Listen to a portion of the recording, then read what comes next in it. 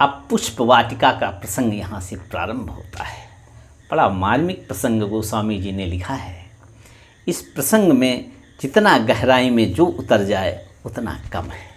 ये तो रघुनाथ जी की कृपा और परम रसिक श्रोता श्री हनुमान जी की कृपा कि कितना किसको गहरा उतार देते हैं।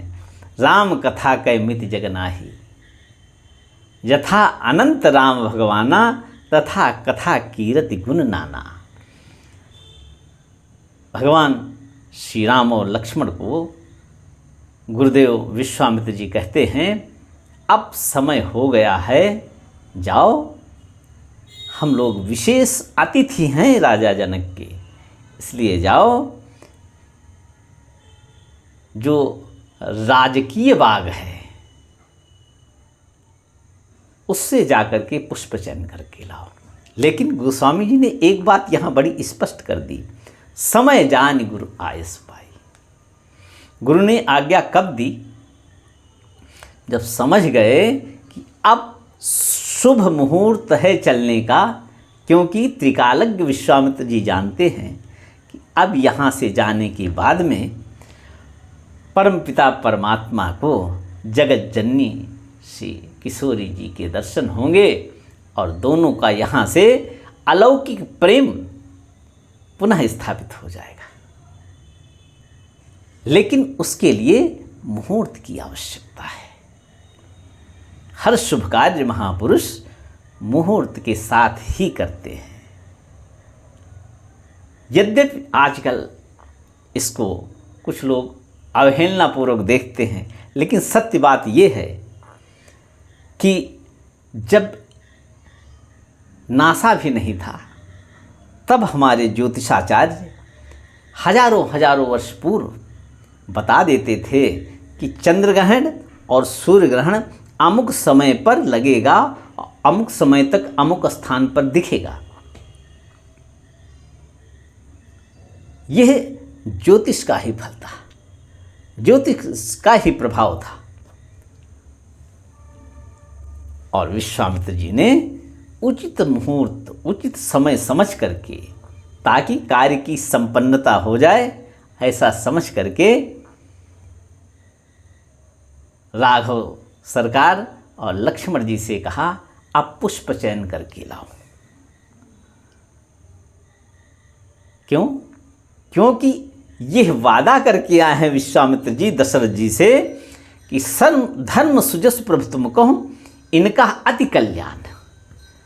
विश्वामित्र जी कहते हैं, दशरथ चक्रवर्ती जी, आप इनको दे दो मुझे, इसके कारण आपको धर्म होगा और अनंत काल तक आपकी यश गाथा गाई जाएगी, लेकिन इनका अत्यंत कल्याण हो जाएगा। इसलिए पग पग पर विश्वामित्र जी कल्याण की कामना कर रहे हैं। वैसे संत तो पर उपकार वचन मन काया, संत सहज स्वभाव खगराया। संत का स्वाभाविक स्वभाव है कि दूसरे का उपकार कैसे हो। विश्वामित्र जी परम संत हैं, परम ज्ञानी हैं, परम श्रेष्ठ तपस्वी हैं।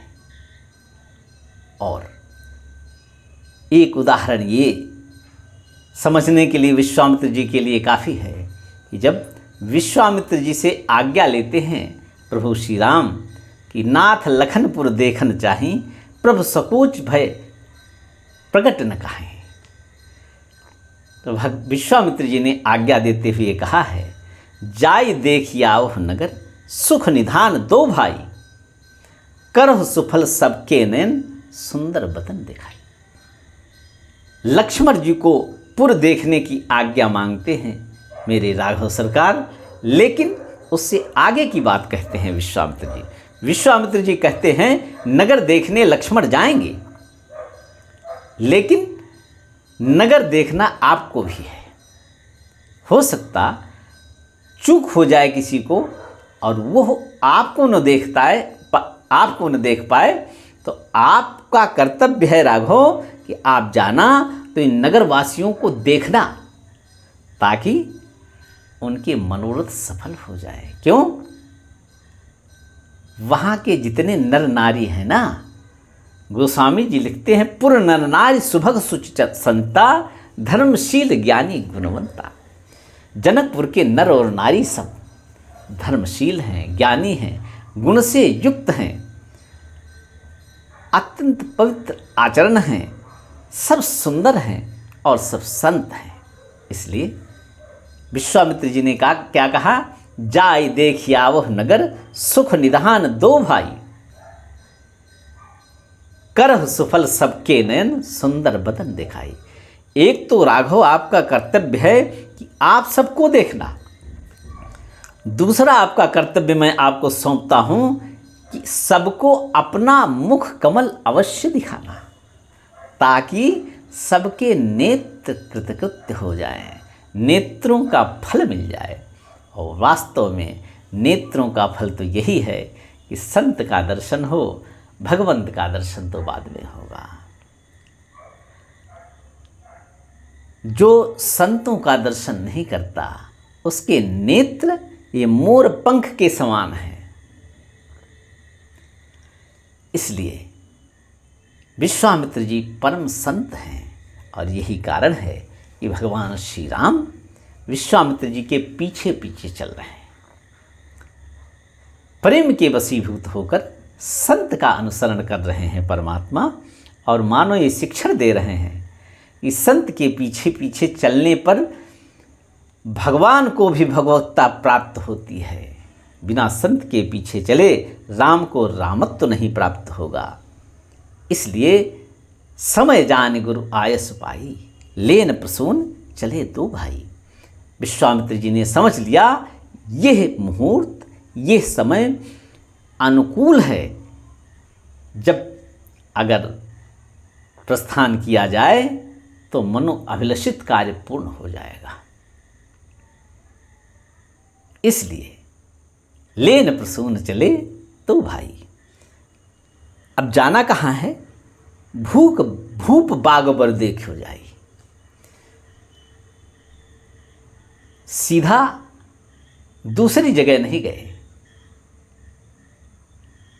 राजा का जो उपवन था, जो वाटिका थी, वहाँ पुष्प चयन करने गए, क्योंकि ये विशेष अतिथि थे और ऐसी ही आज्ञा गुरुदेव की थी। जब भूप बाग बर देखो जाई, श्रेष्ठ विदेह राज के बाग को देखा, वहाँ पर देखा बसंत ऋतु पहले से ही भगवान के आगमन के लिए तैयारी करके उनका स्वागत करने के लिए प्रस्तुत थी। ये वही बसंत ऋतु है जब भगवान श्री राम का अवतरण होने वाला था। तब नवमी तिथि मधुमास पुनीता, बसंत ऋतु वहाँ भी जन्म के समय भगवान का स्वागत कर रही थी, और यहाँ पर भगवान आए। अब किशोरी जी का और भगवान का यहाँ पर अलौकिक प्रेम संबंध स्थापित होना है, एक दूसरे को हृदय में बिठाना है। इसलिए बसंत ने आकर के भगवान का उस वाटिका में स्वागत किया। तहाँ बसंत ऋतु रही लोभाई। सारे बिटप मन का हरण करने वाले हैं और नाना प्रकार के हैं। वहाँ उन वृक्षों पर बेलें मंडरा रही हैं, चढ़ी हुई हैं। नव पल्लव फल सुमन सुहाए। अब गोस्वामी जी उस बाग का थोड़ा वर्णन कर रहे हैं। सभी वृक्षों के पल्लव नए हैं, कोई भी पुराना पत्ता, पीला पत्ता नहीं है, सब पल्लवित है पेड़। नव पल्लव फल सुमन सुहाए। और ऐसे सुंदर लग रहे हैं जैसे लग रहा है कल्प वृक्ष से भी सुंदर है। निज संपत्ति सुररूख लजाए। उन वृक्षों पर बैठकर कौन कौन इंतजार कर रहा है भगवान का? भगवान शंकर कहते हैं, पार्वती जानते हो उन वृक्षों पर कौन कौन इंतजार कर रहा था भगवान राम के दर्शन के लिए? चातक कोकिल कीर चकोरा। चातक पक्षी बैठे हुए थे, कोयलें बैठी हुई थी, कीर माने तोता बैठे हुए थे और चकोर पक्षी बैठे हुए थे। बोलत बिहग नटत कलमोरा। अब गोस्वामी जी ने यहाँ पर 4 पक्षियों का वर्णन पहले अर्धाली में किया, एक पक्षी का वर्णन 5वीं अर्धाली में किया। वैसे तो कह रहे हैं कि जितने वहाँ पक्षी हैं सब बोल रहे हैं, बोलत बिहग नटत नटत कलमोरा। लेकिन ये जो 5 पक्षियों का वर्णन है, इन 5 पक्षियों में विशेषताएं हैं। चातक जो होता है वो केवल स्वाति के जल को ही पीता है, प्यासा मर जाएगा लेकिन जल पिएगा तो स्वाति का जल।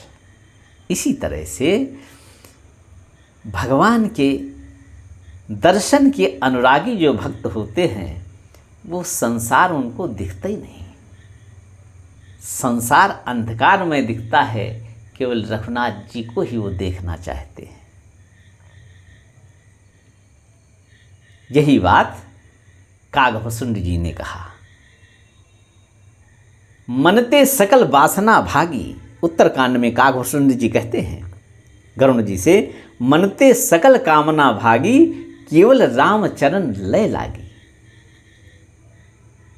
रामचरण बारिज जब देखो, तब निज नयन सुफल करि लेखो। जब भगवान राम के चरणों को देख लूँगा तब अपने नेत्रों को सुफल मानूंगा। दूसरा कुछ नहीं चाहते, दूसरा कुछ नहीं चाहते। जाहिन चाहिए कबहु कछु, तुम सन सहज समय। जिस तरह से भरत ने कहा, हमको इस संसार में 4 पुरुषार्थ सबसे बड़े लगते हैं, लेकिन मैं उन 4 पुरुषार्थों को नहीं चाहता।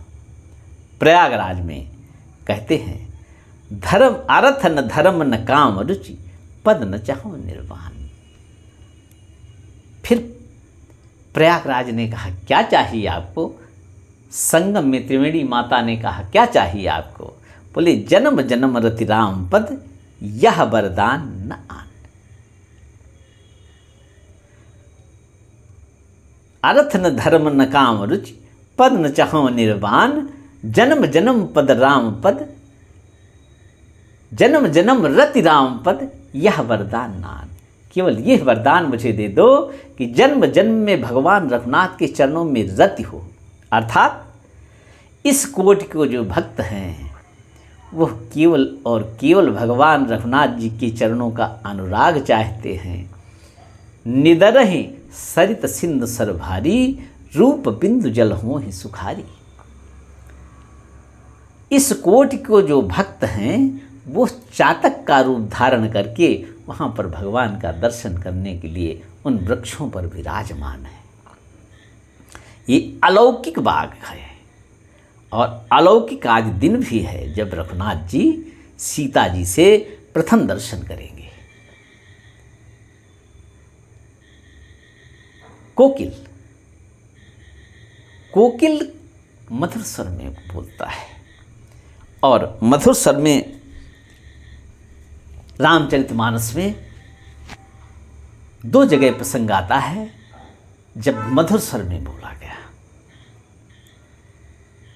पहले हनुमान जी सुंदरकांड में बोले,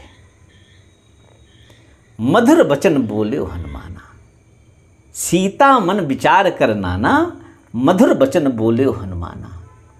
अब मधुर वचन क्या है? या तो भगवान राम का नाम, भगवान नाम मधुर वचन है, या उनके गुणों का गान मधुर वचन है। सीता मन विचार कर नाना, मधुर वचन बोल्यो हनुमाना। और फिर क्या कहा हनुमान जी ने मधुर वचन में? रामचंद्र गुण बरने लागा, सुनत ही सीता कर दुख भागा। और दूसरा, करि पूजा समेत अनुरागा, मधुर वचन तब बोल्यो कागा। गोस्वामी जी का बानर श्री हनुमान जी और गोस्वामी जी का कौवा, ये दो मधुर वचन बोलने वाले हैं। क्यों? क्योंकि इन दोनों को केवल भगवान नाम और भगवान के गुणों के गान से मतलब है। तो जो इस कोट के महापुरुष थे वह सब कोयल बनकर वहां बैठे हुए थे। कीर, तीसरे पक्षी का वर्णन गोस्वामी जी कर रहे हैं कि वहां पर तोते बैठे हुए थे। किस कोट के ये भक्त थे? तोता में एक लक्षण होता है कि जहां पर वो बैठता है, जहां रहता है, जिस घर में रहेगा अगर, तो जहां पर जो भाषा बोली जाती है उस भाषा का अनुकरण कर लेता है। और भक्त क्या करता है? भक्त सबसे प्रथम श्रेणी की जो भक्ति है, प्रथम भक्ति संतन कर संगा, बस भक्त उनका संग करता है ताकि मुझे भी संतों की जैसी रहनी और संतों की जैसी कहनी आ जाए। दूसरा, तोते में क्या गुण होता है? तोता मीठे से मीठा जो रसयुक्त फल होता है उसी में अपनी चोंच लगाता है। और इस संसार में रसयुक्त तो केवल परमात्मा ही हैं, और संसार दुखालय में शाश्वतम। मामपेत्य पुनर्जन्म दुखालयम अशाश्वतम नाप्नुवन्ति महात्मानः संसिद्धिम परमाम गता। भगवान गीता में अर्जुन से कहते हैं यह दुखालय है, यहाँ पर कोई इस संसार रूपी फल में चोंच मारकर आस्वादन करना चाहेगा तो दुख के अलावा सुख मिलने वाला नहीं। लेकिन जो मेरे में रमण करेगा उसको रस ही रस यहाँ बरसता हुआ दिखेगा। इस कोट के जो महापुरुष हैं, जो इस संसार में केवल परमात्मा में रमण करने वाले हैं, इस कोट के संत तोता बनकर वहां विराजमान है। और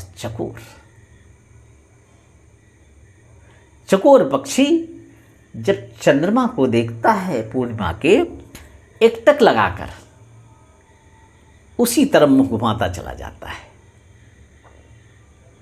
इसी तरह से निदरहि सरित सिंधु स्वर भारी, रूप बिंदु जल होहि सुखारी, तिनके हृदय सदन सुखदायक, भजो राम सिंह सह रघुनायक। गोस्वामी जी कहते हैं कि जब उत्तरकांड में लोमश ऋषि से कागभूषण जी मिले, जब वो मनुष्य देह में थे, यही अवसर है जब उन्हें महर्षि लोमश ने कौवा होने का श्राप दे दिया था, लेकिन उस श्राप को स्वीकार कर लिया। लेकिन दर्शन तो हमें रघुनाथ जी का चाहिए। निज नयनन बिलोक अवधेशा, तब सुनिहो निर्गुण उपदेशा। साफ साफ कह दिया कागभूषण जी ने, जब वो ब्राह्मण रूप में थे, महर्षि लोमश से साफ साफ कह दिया, महापुरुष निर्गुण उपदेश मैं तब सुनूंगा जब इन नेत्रों से राघव का दर्शन कर लूंगा। क्योंकि वो चकोर श्रेणी के भक्त हैं, और इस श्रेणी के जो भक्त थे वो वहां पर चकोर का रूप धारण करके विराजमान थे। गोस्वामी जी आगे लिखते हैं, बोलहि बिहग कूजत बिहग नटत कलमूरा। अन्य पक्षी भी वहां पर बोलियां बोलकर भगवान का स्वागत कर रहे हैं। ये पक्षी कौन से हैं? ये पक्षी वो पक्षी हैं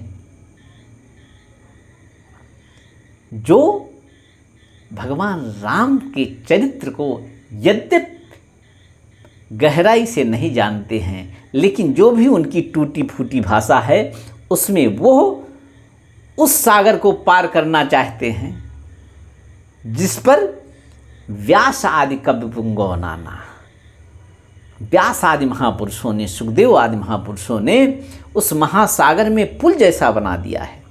उस पर चींटी की तरह चढ़कर वो पार जाने का प्रयत्न करते हैं और टूटी फूटी भाषा में भगवान राम के चरित्रों का वर्णन करते हैं। ऐसे जो साधारण भक्त थे वो सारे विभिन्न पक्षियों का रूप धारण करके पूजत विहग। और चौथी श्रेणी का भक्त क्या है? आहा, नटत कलमूरा।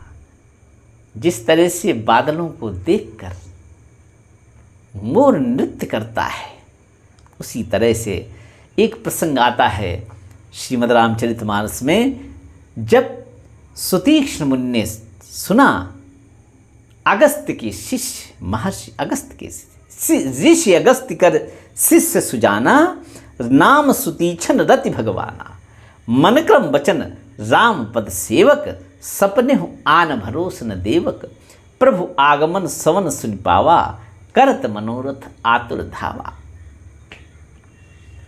और फिर उनकी दशा क्या हो रही है? कबहू के फिर पूछे पुन जाई, कबहू नृत्य करे गुण गाई।